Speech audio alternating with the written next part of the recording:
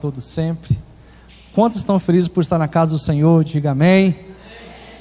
Quero agradecer a Maura. Para quem não sabe, a Maura é minha sogra, gente. Estava aqui interpretando esse texto maravilhoso. Glória a Deus. Hoje nós vamos celebrar biblicamente um dia muito especial para a fé cristã. Eu quero, antes de iniciar nossa mensagem, liberar nossas crianças para ir para a salinha com a pastora Virgínia. Todos estão liberadas. Glória a Deus. Aleluia. Para quem tem acompanhado as mensagens que temos ministrado aqui no domingo pela manhã, estamos falando sobre uma série intitulada Os Milagres de Jesus. E hoje nós vamos dar uma pausa nessa série porque precisamos falar sobre a Páscoa. Diga assim: hoje é Páscoa. Amém? Então quero convidar você a abrir comigo a sua Bíblia em 1 Coríntios capítulo 5, no verso 7. 1 Coríntios capítulo 5, versículo 7. Quem achar, diga: eu vou para o céu. Aleluia. Podemos ler? Diz assim a palavra do Senhor: joguem fora o velho fermento, para que vocês sejam nova massa, como de fato já são, sem fermento, pois também Cristo, nosso Cordeiro Pascal, foi sacrificado. Amém, meus irmãos? A maioria dos livros históricos contidos na Bíblia foram designados para serem tipológicos. E eu creio que uma das figuras mais belas que as Escrituras Sagradas revelam de Cristo é Cristo como o Cordeiro Pascal. Cristo como aquele que morreu a nossa morte na cruz do Calvário. Cristo como aquele que morreu pelos nossos pecados. Cristo como aquele que derramou o seu precioso sangue naquele fatídico dia em que ele se entregou por nós. Eu gostaria de falar com os irmãos sobre o Cordeiro Pascal hoje. Hoje vamos falar sobre Cristo, amém? Porque Cristo é o nosso Cordeiro Pascal. Nós precisamos entender, irmãos, que a celebração da Páscoa para nós cristãos deve ser celebrada como algo que já aconteceu. Nós não esperamos o Messias, não esperamos como o povo judeu espera. O judeu celebra a Páscoa ainda aguardando aquele que há de vir. Mas nós, como cristãos, celebramos a Páscoa crendo que o nosso Cordeiro Pascal já se entregou na cruz, amém? Por essa razão, precisamos entender que Jesus, de uma vez por todas e de maneira definitiva, se entregou por nós. O sacrifício já foi feito na cruz, e por isso, se nós cremos naquilo que Jesus fez por nós, nós temos vida. Nós ressuscitamos com Ele ao terceiro dia. Como Ele ressuscitou, nós ressuscitamos com Ele ao terceiro dia para uma nova vida. E para a gente entender sobre Páscoa, importa pensar que a Páscoa não começou em Êxodo capítulo 12. Porque muitas pessoas acham que a Páscoa começou quando Moisés libertou o povo hebreu que estava no Egito. As pessoas acham que a Páscoa começou ali, mas não. A Páscoa, irmãos, é um plano de Deus. É o plano de redenção de Deus para a humanidade. Onde que então começou a Páscoa, esse plano de redenção de Deus? Apocalipse capítulo 13, verso 8 vai dizer o seguinte: que o Cordeiro de Deus foi morto, imolado desde a fundação do mundo. Antes do mundo ser fundado, antes do mundo ser criado, tudo que vemos ser criado, Deus já havia estabelecido um plano para redimir a sua criação. E esse plano, ele foi estabelecido desde a fundação do mundo. Irmãos, o Cordeiro de Deus, ele foi morto, ele foi sacrificado desde a fundação do mundo. Aí você pode perguntar, mas pastor, como que a gente entende isso, se Jesus de fato morreu na cruz do Calvário? Como que a Bíblia diz que o Cordeiro foi morto desde a fundação do mundo, mas Jesus morreu de fato na cruz do Calvário? Aqui a gente precisa entender o seguinte: desde a fundação do mundo, havia uma disposição no coração de Deus de entregar Jesus como um cordeiro para a redenção da humanidade. O pecado do homem não pegou Deus de surpresa. Deus já havia estabelecido um plano perfeito para redimir o homem, para salvar o homem. E esse plano teve início desde a fundação do mundo. Já havia uma disposição no coração de Deus de entregar seu filho. E essa disposição, irmãos, equivale ao sacrifício. Quando Abraão, em Gênesis capítulo 22, estava perto de sacrificar Isaque, porque Deus havia pedido que Abraão sacrificasse Isaque no altar. Quando Abraão levanta o cutelo, Deus olhou para o coração de Abraão e disse: Abraão, Abraão, não precisa sacrificar Isaque. Abraão então levanta os olhos e ele vê um cordeiro para ser sacrificado no lugar de Isaque. Quando Abraão levanta o cutelo para sacrificar Isaque, Deus viu no coração de Abraão uma disposição de sacrificar o seu filho, e essa disposição para Deus equivalia ao sacrifício. Por isso que o Cordeiro de Deus foi morto desde a fundação do mundo. Irmãos, já havia uma disposição no coração de Deus, sempre houve uma disposição no coração de Deus de entregar Jesus para morrer pelos nossos pecados. Quantos podem dizer amém? A Páscoa não é um dia festivo tão somente. A Páscoa não é apenas uma celebração festiva. A Páscoa é o plano de redenção perfeito de Deus para a humanidade. E esse plano perfeito de redenção, irmãos, foi sendo revelado por Deus ao longo da história. Na medida que o tempo foi passando, Deus foi abrindo o entendimento dos homens para que a gente pudesse entender a Páscoa. Quando nós lemos Gênesis capítulo 3, verso 20, depois que Adão e Eva pecaram, Deus matou um animal, um cordeiro, e da pele desse animal fez vestes para cobrir Adão e Eva. Essas vestes representam simbolicamente as vestes da salvação, que Jesus cobriria todo homem que nele cresce. Caminhando mais um pouquinho, Deus continua revelando o plano perfeito da sua redenção. Ele continua ensinando acerca da Páscoa. Em Gênesis 22, como falamos, Abraão, perto de sacrificar Isaque, o anjo brada: Abraão, Abraão, não precisa sacrificar Isaque. Ele levantou os olhos e viu um cordeiro pronto para substituir Isaque. Agora ouça o que eu vou te dizer. Quando Abraão ele olha para o cordeiro, ele não vê apenas um animal, ele vê Jesus. E quem diz isso é o próprio Jesus. João capítulo 8, verso 56, Jesus disse, palavra de Jesus: Abraão olhou e me viu, ele viu o meu dia e se regozijou.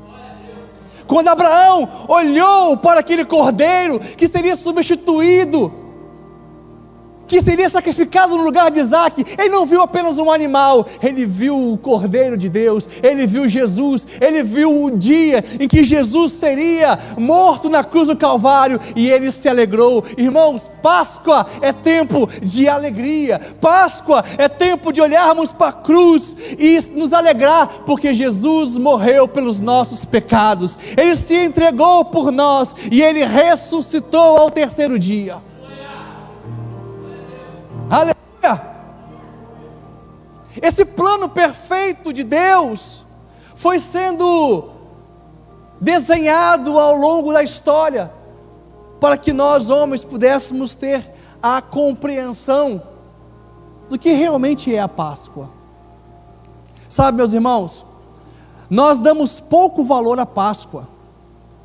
Normalmente nós damos mais valor ao Natal do que à Páscoa. Agora, ouça o que eu vou te dizer: não há nenhuma ordenança na Nova Aliança, no Novo Testamento, para que a gente celebre o Natal. Você sabia disso? A Bíblia não nos orienta a celebrar o nascimento de Jesus. Não significa que a gente não possa celebrar o Natal, mas não há essa ordenança. Sabe por quê? Porque de fato, irmãos, não foi o nascimento de Jesus que nos salva, não foi a vida de Jesus que nos salva. O que nos salva é a morte dele na cruz do Calvário.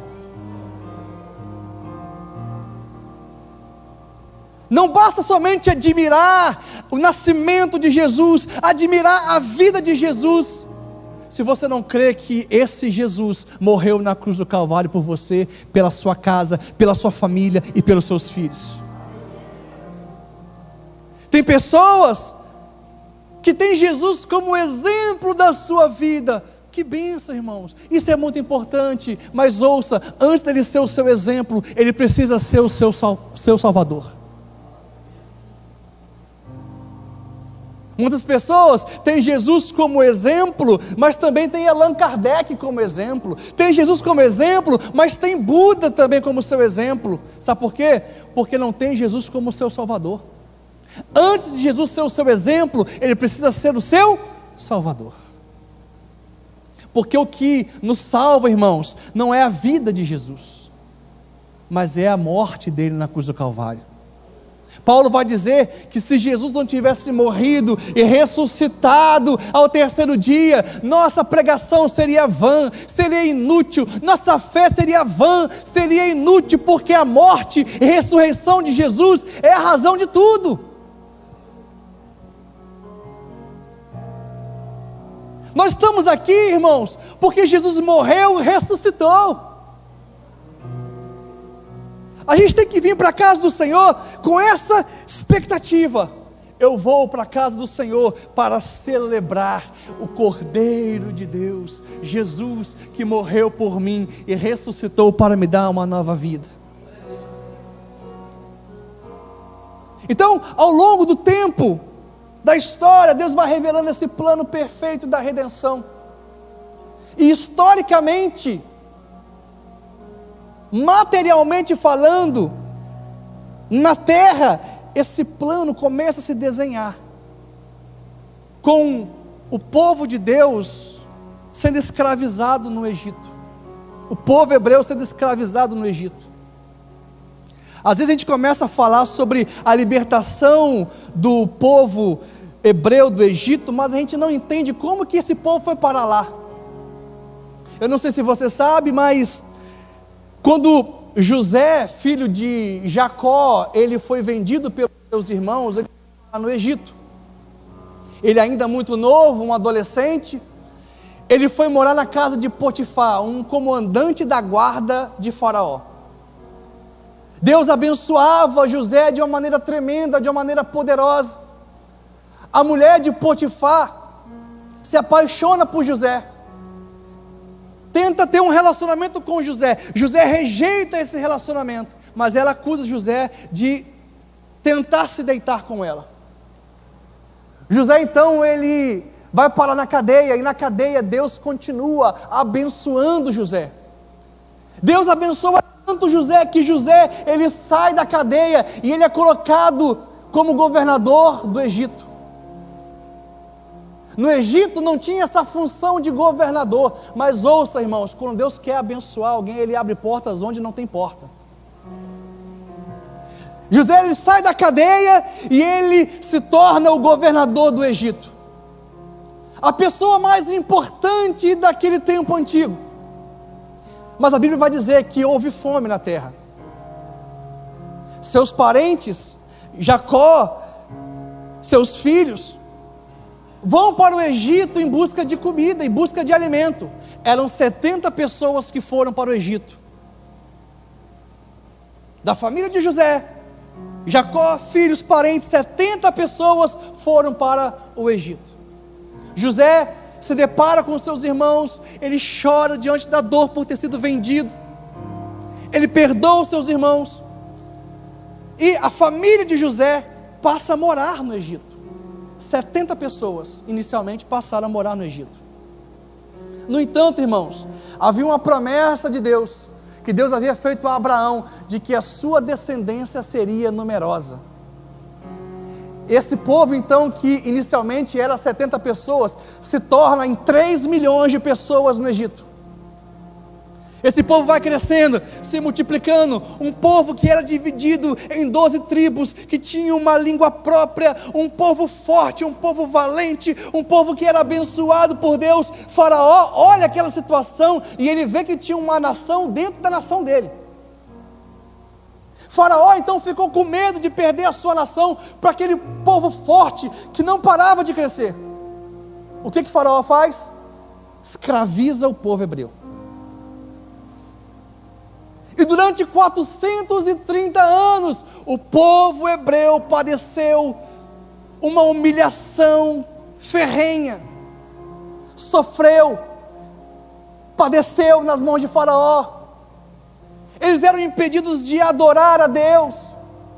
Quanto mais eles queriam adorar, mais Faraó aumentava o trabalho.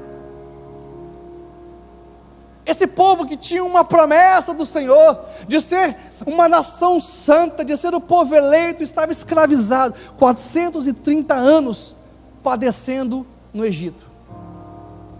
E aí Deus então levanta um homem chamado Moisés. É importante que a gente entenda que esse povo hebreu que foi liberto do Egito, todos eles nasceram no Egito. 430 anos que eles estavam escravizados. Deus levanta Moisés. Faraó, naquele tempo, mandou matar todas as crianças até 2 anos de idade. Sua mãe, Joquebede, mãe de Faraó, de Moisés, conseguiu cuidar de Moisés, escondendo Moisés por 3 meses. Mas quando ela viu que não ia conseguir mais esconder Moisés, ela pede para a sua filha Miriam colocar Moisés num cesto e empurrar ele pelo rio Nilo. Aquela criança, Moisés, foi empurrada pelo rio Nilo, e na medida que o curso do rio ia acontecendo, o cesto ia avançando, e Miriam ia às margens do rio, observando para ver onde que o cesto iria parar. Irmãos, eu fico pensando no senso de propósito que tinha esse povo. Joquebede e Miriam queria ter a certeza de onde que aquela criança iria parar, quem iria pegar aquela criança para que elas pudessem fazer uma intervenção. A filha de Faraó, que estava na margem do rio Nilo, vê o cesto vindo, pega aquela criança e ela acha que aquilo é um presente dos deuses para ela. Ela adota Moisés, mas ela tinha um problema. Quem vai amamentar Moisés? Quem vai ninar Moisés? Miriam, que tinha visto que a filha de Faraó tinha pegado Moisés, vai até a filha de Faraó e fala: eu conheço uma pessoa que pode amamentar o seu filho. Quem era? Joquebede. Manda chamar Joquebede. Miriam foi, chama Joquebede, e está Joquebede dentro do palácio, na casa do inimigo, cuidando do propósito de Deus, cuidando daquele que queria libertar o povo. E Joquebede amamenta Moisés. Moisés, ele cresce, se torna um adolescente, um jovem. Alguns historiadores, estudiosos dos tempos antigos vão dizer que Moisés chefiou o exército do Egito em alguns pontos específicos. E durante 40 anos Moisés ficou no palácio. Mas depois de 40 anos, Deus leva Moisés para o deserto. Aí fica uma pergunta: por que Deus levou Moisés para o deserto? Ouça, irmãos, e aqui eu começo a pregar.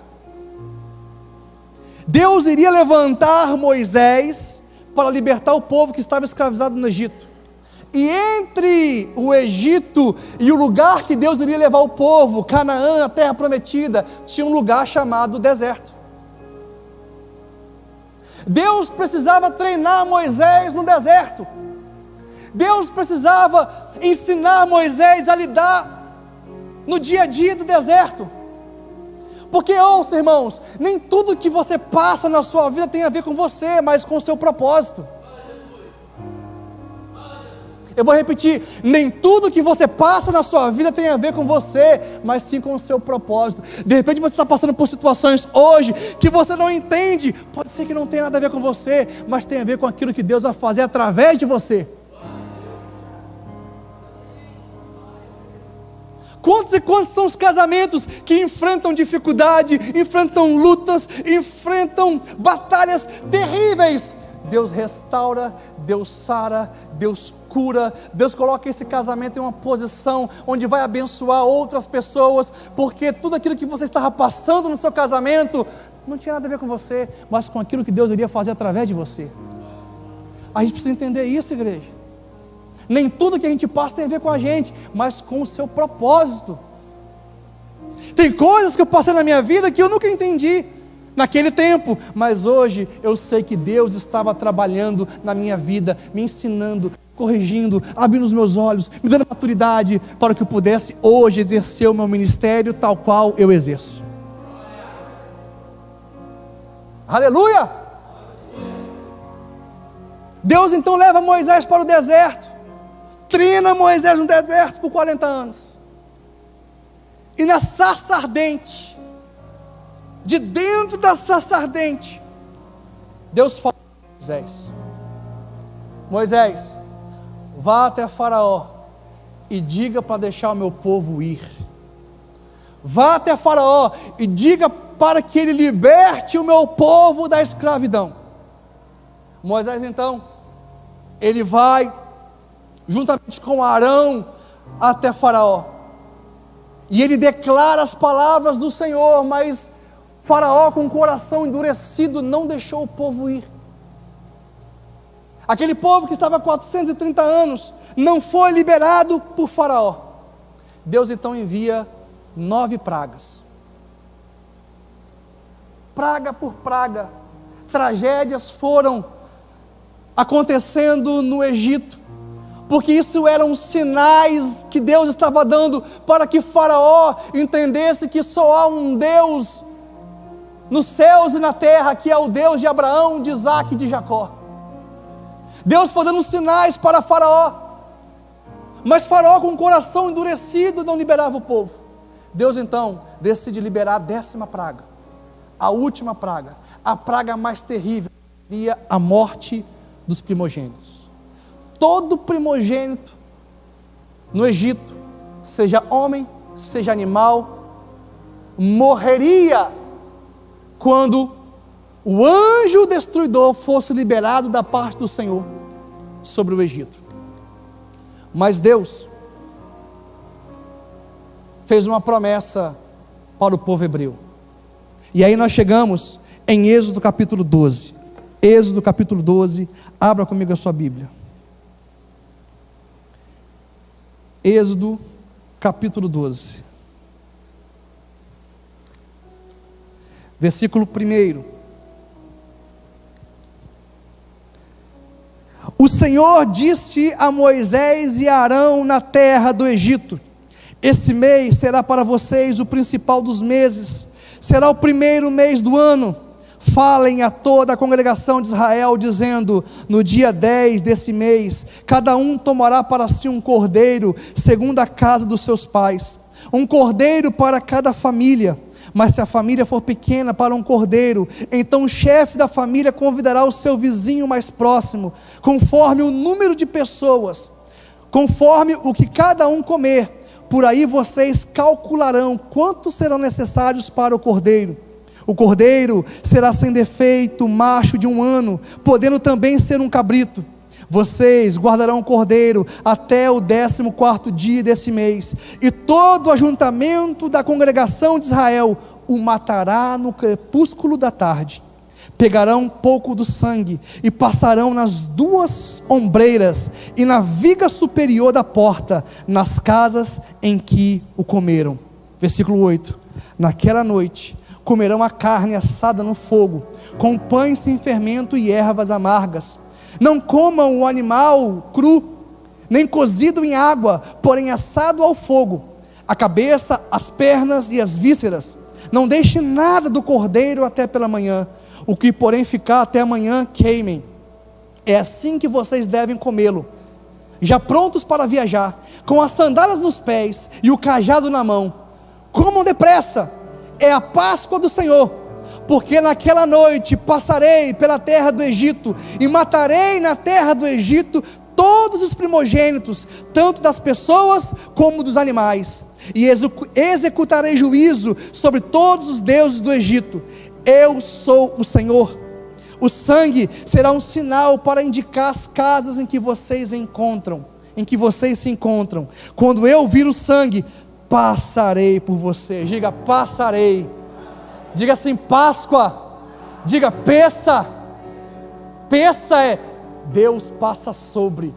Passar sobre. Deus passou sobre quando viu o sangue do cordeiro nos umbrais da casa do povo hebreu. O sangue será um sinal para indicar as casas em que vocês se encontram. Quando eu vir o sangue, passarei por vocês, e não haverá entre vocês praga destruidora, quando eu ferir a terra do Egito. Deus revela em Êxodo 12 a materialização da sua Páscoa.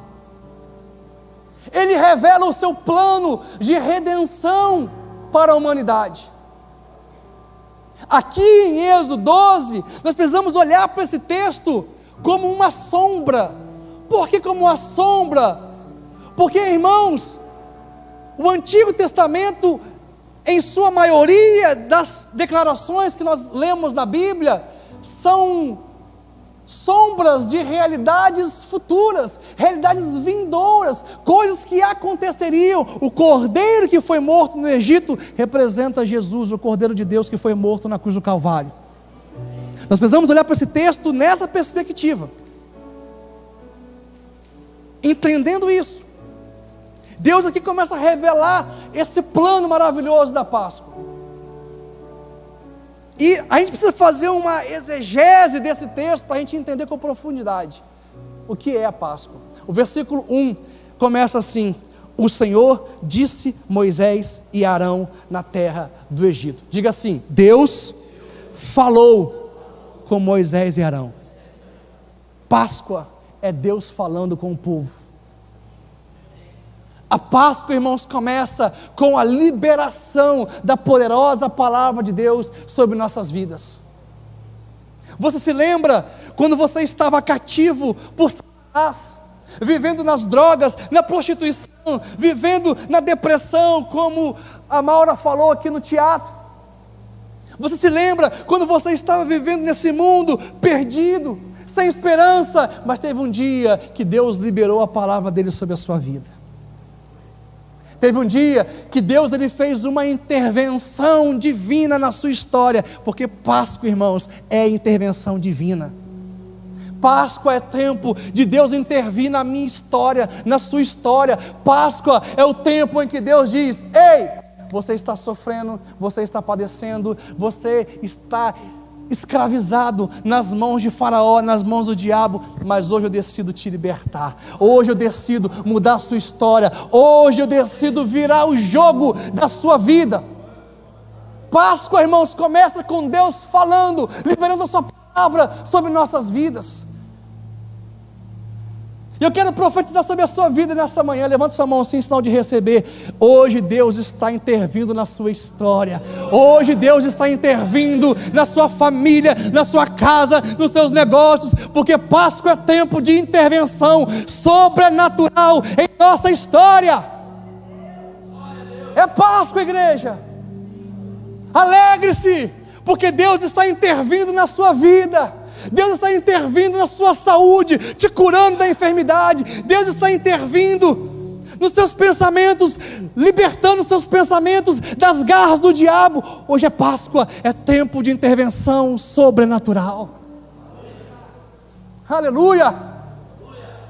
Páscoa começa assim. Deus, Ele fala com Moisés, Ele fala com Arão, Ele libera uma palavra poderosa de libertação. E o versículo 2 vai dizer o seguinte: esse mês será para vocês o principal dos meses, será o primeiro mês do ano. Diga assim: Páscoa é tempo de recomeço. Páscoa, irmãos, é tempo de recomeçar. Páscoa é tempo da gente se encher de fé, se encher de unção, se encher de esperança. É tempo da gente se encher da glória de Deus e recomeçar, porque é na Páscoa que tudo se faz novo. É com Jesus morrendo na cruz por nós, ressuscitando ao terceiro dia, que a nossa história começa. Aleluia!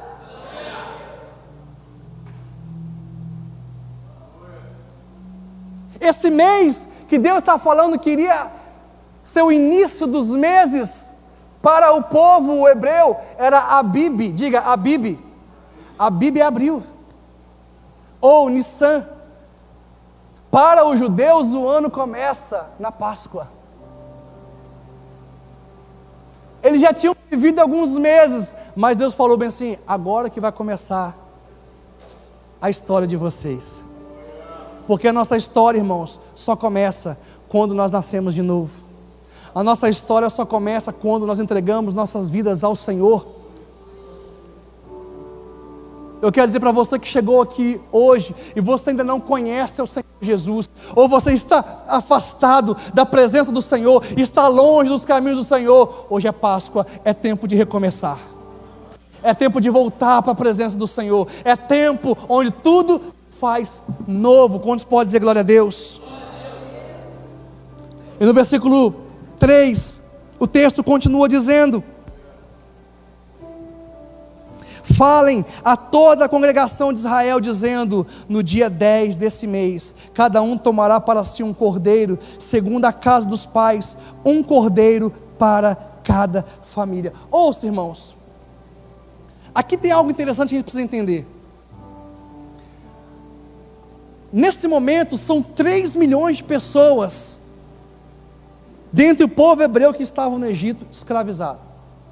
Deus dá uma ordem para o povo de que eles deveriam matar um cordeiro para cada família. Uma família era composta de no mínimo 10 pessoas. É desse número de 10 pessoas que futuramente vem um quórum para que se iniciasse um culto em uma sinagoga. A referência era o número de pessoas que formavam uma família. 3 milhões de pessoas. Se você dividir por 10, que é o número mínimo de uma família, nós temos 300 mil famílias. Sim ou não? 300 mil cordeiros. 300 mil cordeiros que naquele dia deveria ser morto, sacrificado. Aí, o texto vai dizer o seguinte: vocês vão pegar esse cordeiro no 10º dia, e vocês vão ficar com ele em casa até o 14º, vocês só vão sacrificar o cordeiro no 14º dia. 4 dias que o povo deveria trazer o cordeiro para dentro de casa. Esse tempo onde o cordeiro ficaria dentro de casa seria o tempo em que o povo iria examinar o cordeiro, para ver se ele realmente não tinha nenhum defeito, se ele andava bem, se ele corria bem, se ele era saudável. 4 dias que o cordeiro seria examinado pelo povo, porque o sacrifício tinha que ser de um cordeiro sem mácula. Igualmente, Jesus passou 4 dias em Jerusalém antes de ser crucificado, e ele foi examinado pelo povo. Ele entra montado em um jumentinho em sua entrada triunfal em Jerusalém. E nesses 4 dias, que foi a semana da Páscoa, antes dele ser crucificado, ele pregou os seus maiores sermões. Foram 4 dias intensos. Ele falou sobre escatologia, ele falou sobre santidade, ele falou sobre arrependimento, ele falou que ele era o Filho de Deus. Foram 4 dias intensos para Jesus. Ele foi perseguido, ele foi criticado, mas não foi encontrado nele nenhuma falta. Quando levaram ele diante de Pilatos, Pilatos falou bem assim: não achei nele crime nenhum, não achei nele falta nenhuma. Jesus, como cordeiro pascal, também foi examinado e foi declarado sem defeito. Ele foi declarado sem defeito.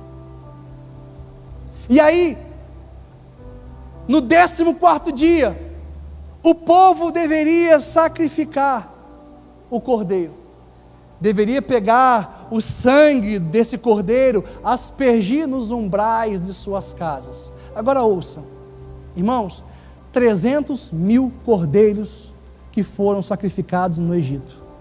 Eu fico tentando imaginar que o ar de Gósen era a região do Egito onde o povo hebreu estava. Fico tentando imaginar o cheiro no ar de sangue. Era muito sangue, irmãos. O ambiente do Egito foi impregnado com o cheiro do sangue do cordeiro. Sabe o que eu aprendo? Eu aprendo que o ar a qual respiramos, os ambientes em que entramos, precisa ser impregnado com o sangue de Jesus, com o cheiro do sangue de Jesus. A nossa casa, irmãos, precisa ser impregnado com o cheiro do sangue de Jesus. Aonde você vai, você tem que impregnar o ambiente com o cheiro do sangue de Jesus. Só que muitas vezes não é isso que acontece. Onde a gente vai, a gente leva discórdia, confusão, conflito, dúvida, questionamentos. Onde a gente chega, tem cristão que só arruma problema.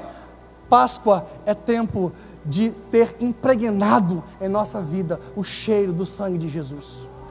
As pessoas que nos encontrarem têm que sentir o cheiro do sangue, o cheiro da santidade, o cheiro da devoção, o cheiro da entrega, o cheiro do compromisso, da fidelidade.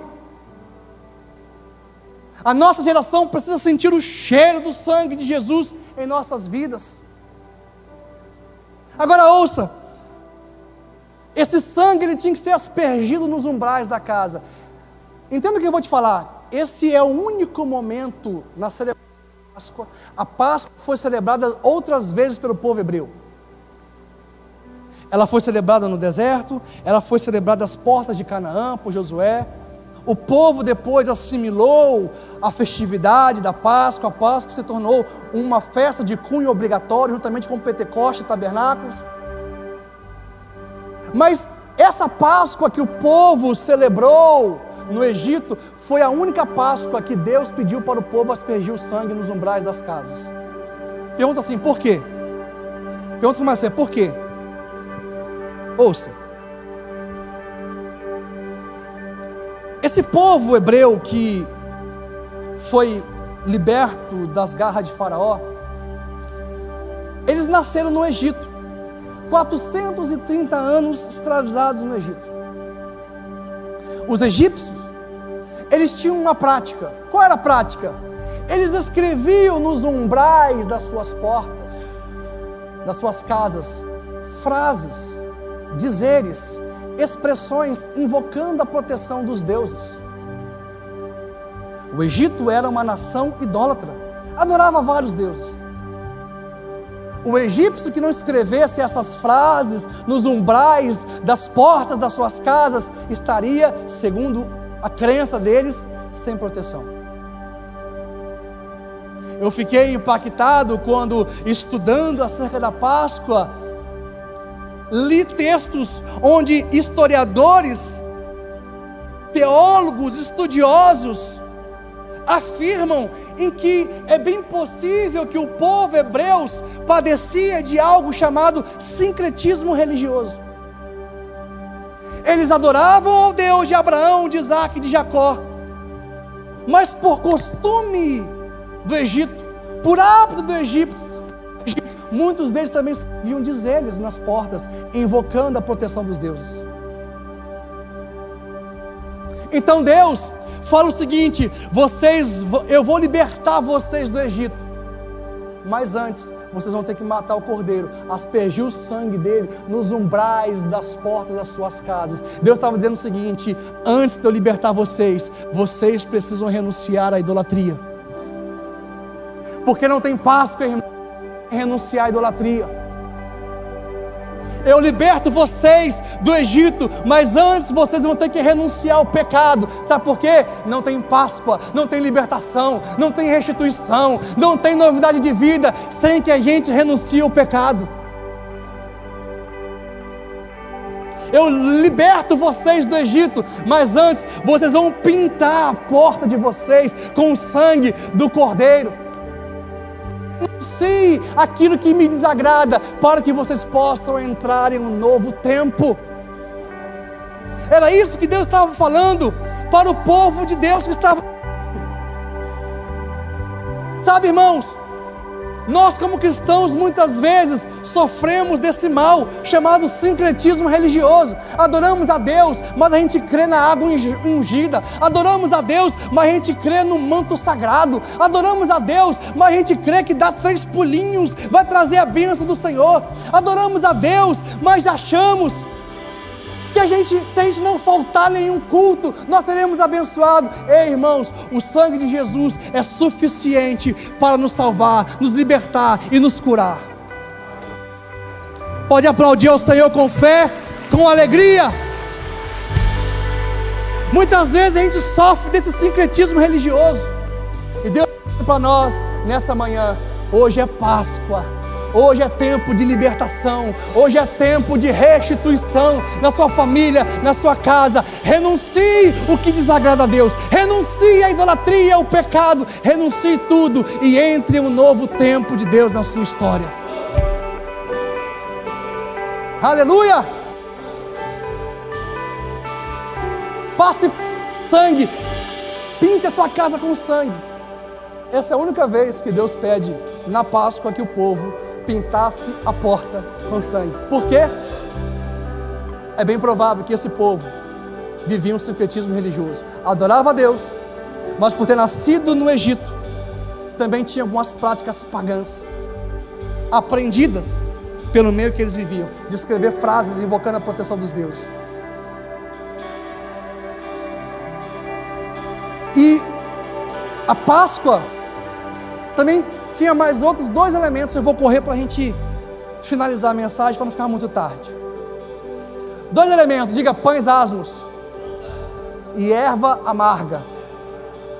De forma bem objetiva, por que Deus pedia para que eles comessem pães asmos? Pães asmos era um pão sem fermento. Deus estava dizendo o seguinte: olha, não vai dar tempo para esperar a massa levedar, não vai dar tempo para esperar a massa crescer. Eu tenho urgência para tirar vocês do Egito, eu tenho urgência para tirar vocês deste lugar. Então pão é sem fermento mesmo, afaste o fermento, eu tenho pressa. Sabe o que Deus está dizendo para nós? Ele tem pressa em mudar a nossa história. Sabe por quê? Porque quanto mais tempo você passa no Egito, maiores são os danos. Quanto mais tempo você fica cativo de Satanás, mais são os prejuízos na sua vida. Então Deus está dizendo: ei, não tem tempo para esperar o pão levedar, esperar o pão crescer. Eu tenho urgência, vamos embora, come em pé, come rápido, levanta, vamos embora, é comer com pressa, porque eu quero tirar você do lugar. Deus está dizendo para nós hoje: Ele tem pressa em mudar a sua história, a minha história, em nome de Jesus. Hoje é Páscoa, igreja, hoje é Páscoa. É tempo de urgência. Deus está revelando a nós a sua urgência. palavra do Senhor diz que o nosso Cordeiro Pascal, que ressuscitou ao terceiro dia, Ele está voltando. Ele está voltando para buscar a sua igreja, e nós estaremos para sempre com Ele.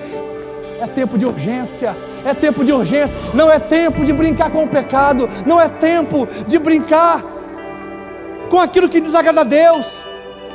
É Páscoa, igreja, é tempo de urgência. E a palavra do Senhor vai dizer também que na Páscoa tinha ervas amargas. Eram esses 3 alimentos que o povo deveria comer. O principal é o cordeiro, pães asmos e ervas amargas. Por que ervas amargas? Porque a erva amarga iria lembrar o povo do sofrimento no Egito.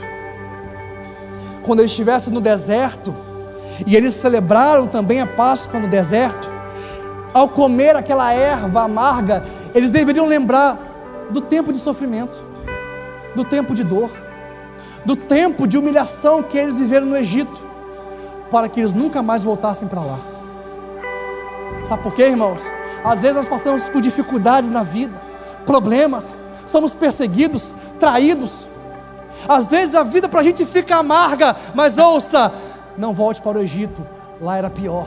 Aqui você tem esperança, aqui você tem Deus, aqui você tem uma promessa. Você está caminhando para Canaã, você está caminhando para o lugar que o Senhor prometeu para você. Não volte para o Egito, não volte para lá. A erva amarga era um símbolo da dor do Egito. Sabe, irmãos, eu já comi muita erva amarga na minha vida. Depois que eu me converti, depois que eu entreguei minha vida a Jesus, eu tive que renunciar a muitas coisas, como você também tem que renunciar. Mas ouça, eu nunca pensei em voltar para o Egito, eu nunca pensei em voltar para o mundo.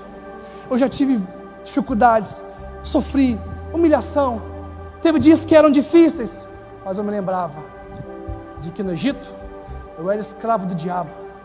No Egito a minha vontade era sequestrada.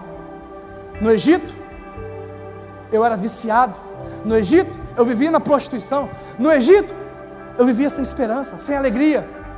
Mas com Deus, mesmo na dificuldade, eu tenho alegria, eu tenho esperança, eu tenho fé, porque o Espírito Santo habita em mim e Ele está me conduzindo para o bom lugar do Senhor. Não volte para o Egito, por mais que as dificuldades se levantem contra você, lembre-se de onde o Senhor te tirou.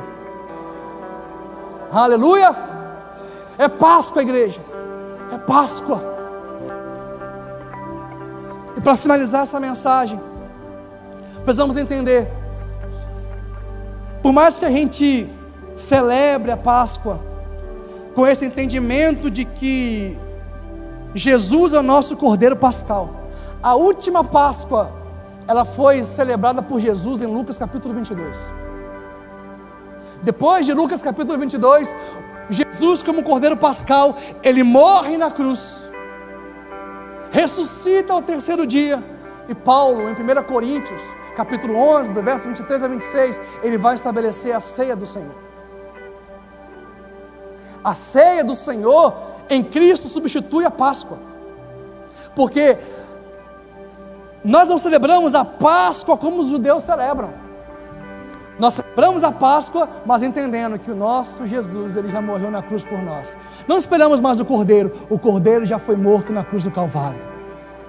Aleluia! Pastor, tem problema a gente celebrar a Páscoa? Não, nós temos que ter entendimento de que em Cristo Jesus a ceia substitui a Páscoa. É por isso que Paulo fala: recebi do Senhor que no dia em que Ele foi traído, partiu o pão, compartilhou o cálice e disse: façam isso em memória de mim, anunciando a minha morte até que eu venha. A ceia é a nossa Páscoa. A ceia, quando a gente participa da ceia, nós estamos anunciando que o Cordeiro de Deus, Jesus, morreu na cruz. Jesus é o Cordeiro Pascal e nós estamos nos lembrando dele até que ele volte. Aleluia! Se coloque de pé em nome de Jesus.